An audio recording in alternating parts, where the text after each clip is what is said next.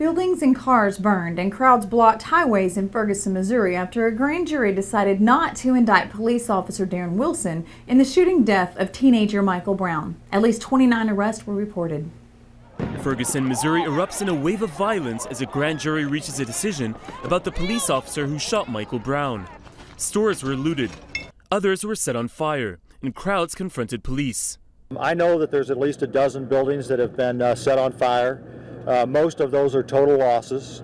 I know that I have 2 St. Louis County police cars that are basically melted. The violence comes after a grand jury decided not to indict Darren Wilson, a white police officer, for firing the shots that killed Brown, an unarmed black 18-year-old.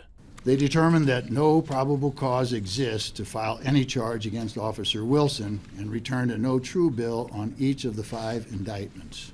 Wilson fatally shot Brown in August. The 9 white and 3 black members of the grand jury deliberated for 3 months.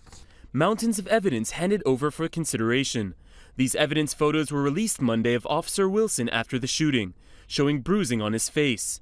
Other photos show blood inside Wilson's police cruiser. More possible evidence that there may have been a struggle between Officer Wilson and the 18-year-old. The physical and scientific evidence examined by the grand jury, combined with the witness statements supported and substantiated by that physical evidence, tells the accurate and tragic story of what happened.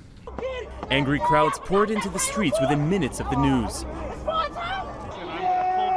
Police used tear gas to try to disperse the protesters.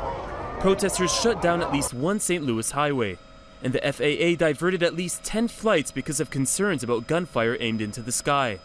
We've had a lot of incidents with officers being hit by rocks, batteries, different things like that. And I can tell you that I personally heard about 150 shots fired. Meanwhile, the Department of Justice is conducting an investigation into possible civil rights violations that could result in federal civil rights charges against Officer Wilson. Salima Saeed, The Associated Press.